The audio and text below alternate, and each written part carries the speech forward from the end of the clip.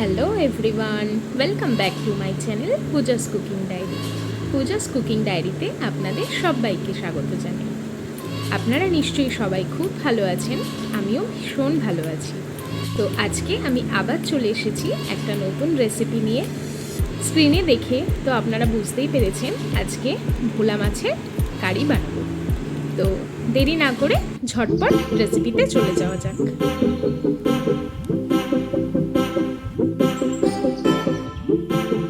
প্রথমেই দেখে নেওয়া যাক ভোলা মাছের কারি বানাতে কী কী উপকরণ লাগছে।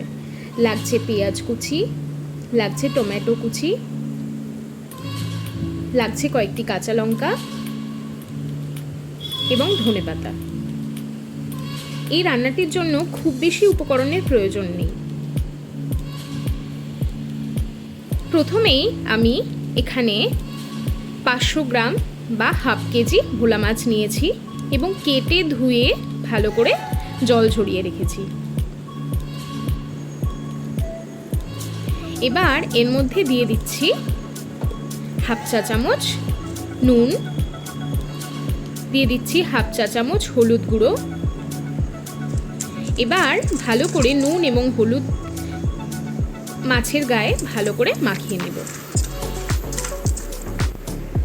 মাখিয়ে নিয়ে 10 মিনিট রেখে দেব, যাতে নুন মাছের মধ্যে কিছুটা পরিমাণে ঢুকে যায়। এবার ওভেনে একটি কড়াই চাপিয়ে কড়াই গরম হওয়া পর্যন্ত অপেক্ষা করলাম। হাত দিয়ে দেখে নিলাম গরম ভাপ উঠছে, মানে কড়াই ভালো রকম গরম হয়ে গেছে। এর মধ্যে আমি দিয়ে দিলাম রিফাইন্ড অয়েল। এই রান্নাটি আমি পুরোপুরি রিফাইন্ড অয়েলেই করব। এবার একে একে তেলের মধ্যে মাছগুলিকে ছেড়ে দেব। যতক্ষণ মাছ ভাজা হচ্ছে ততক্ষণে আমি কিছু মশলা রেডি করে নিচ্ছি। গুঁড়ো মশলার মধ্যে লাগছে হলুদ গুঁড়ো, জিরার গুঁড়ো, কাশ্মীরি রেড চিলি পাউডার, পরিমাণ মতো নুন এবং আদা রসুন বাটা। এখানে আমি আদা রসুন পেস্ট একবারেই বেটে রেখেছি। আপনারা চাইলে আদা এবং রসুন আলাদা আলাদাভাবেও পেস্ট করতে পারেন। আমার মাছের এক পিঠ ভাজা হয়ে গেছে। আমি এবার খুন্তি দিয়ে উল্টে মাছগুলিকে অপর পিঠও ভালো করে ভেজে নেব। এই মাছটিকে বেশ কড়া করেই ভাজতে হয়। মাছগুলি তুলে নেওয়ার পরে আবার বাকি মাছগুলি একে একে তেলের মধ্যে ছেড়ে আমরা ভেজে নেব। আমাদের সব মাছগুলি ভাজা হয়ে গেছে। এইরকম বেশ লাল লাল করেই মাছগুলিকে ভাজতে হবে। এবার মাছ ভেজে তুলে নেওয়ার পরে যেটুখানি তেল বেঁচে গেছে সেই তেলেই আমি দিয়ে দেব পেঁয়াজ কুচি।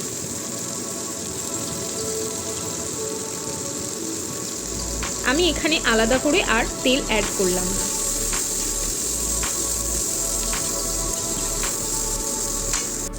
এবার পেঁয়াজগুলিকে মিডিয়াম আঁচে রেখে বেশ ভালো করে ভেজে নিতে হবে। পেঁয়াজগুলি যতক্ষণে হালকা বাদামি রঙের না হচ্ছে ততক্ষণে আমি একটি মশলা পেস্ট রেডি করে নিচ্ছি। প্রথমে যে হলুদ গুঁড়ো, জিরার গুঁড়ো, কাশ্মীরি লঙ্কা গুঁড়ো, নুন এবং আদা রসুনের পেস্টটিকে দেখিয়েছিলাম, সেই পুরো মশলাগুলিকে আমি একসাথে মিশিয়ে অল্প একটু জল দিয়ে একসাথে মিক্সড করে নেব। মশলার টেক্সচার ঠিক এরকম হবে, বেশ ঘন। এদিকে আমার পেঁয়াজগুলিও ব্রাউন কালার হয়ে এসেছে।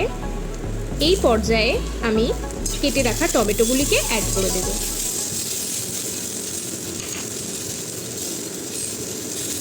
এবার দিয়ে দেব গুলে রাখা মশলাগুলি। এবার পেঁয়াজ এবং টমেটোর সাথে ভালো করে মশলাগুলিকে কষাতে থাকব। এই পর্যায়ে আমি মশলার বাটি ধুয়ে অল্প একটু জলও অ্যাড করে দিলাম। এবার মিডিয়াম ফ্লেমে ওভেনটিকে রেখে টমেটোগুলি গলে যাওয়া পর্যন্ত অপেক্ষা করব। দেখতে পাচ্ছেন এখানে টমেটোগুলি ভালোভাবে গলে গেছে এবং পুরো মশলার সাথে ভালোভাবে মিশে গেছে। এবার এর মধ্যে দিয়ে দেব পরিমাণ মতো জল। এখানে আমি আমার আন্দাজ মতো 2 কাপ মতো জল দিয়েছি। এবার অপেক্ষা করব ঝোল ভালোভাবে ফুটে ওঠা পর্যন্ত। এই সময় ওভেনের ফ্লেম আমি হাই ফ্লেমেই রেখেছি। এই পর্যায়ে আমি কয়েকটি কাঁচা লঙ্কা চিড়ে অ্যাড করে দিলাম।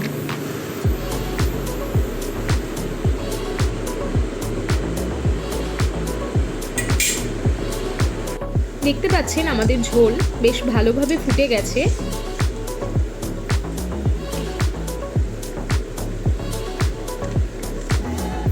এবার আগে থেকে ভেজে রাখা ভোলা মাছগুলিকে ঝোলের মধ্যে অ্যাড করে দেব।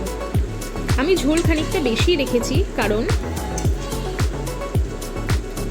মাছ ঝোল প্রায় অনেকটাই টেনে নেবে, তখন ঝোল একদমই প্রায় গ্রেভি মতো হয়ে যাবে।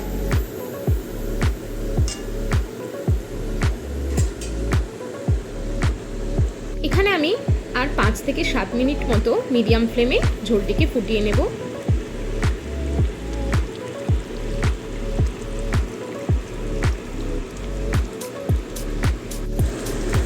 দেখতে পাচ্ছেন ঝোল বেশ অনেকটাই টেনে এসেছে।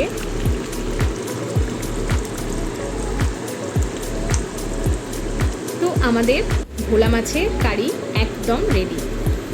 গার্নিশিংয়ের জন্য আমি ওপর থেকে কিছু ধনেপাতা ছড়িয়ে দিচ্ছি। তাহলে আমার আজকের রেসিপি আপনাদের কেমন লাগলো কমেন্ট সেকশনে এসে জানাতে ভুলবেন না কিন্তু।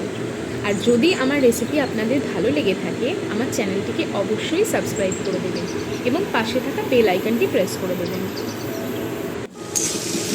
আবার দেখা হচ্ছে অন্য কোনো রেসিপির সাথে। ততদিন আপনারা সবাই সুস্থ থাকবেন, ভালো থাকবেন এবং অবশ্যই আমার চ্যানেলের পাশে থাকবেন।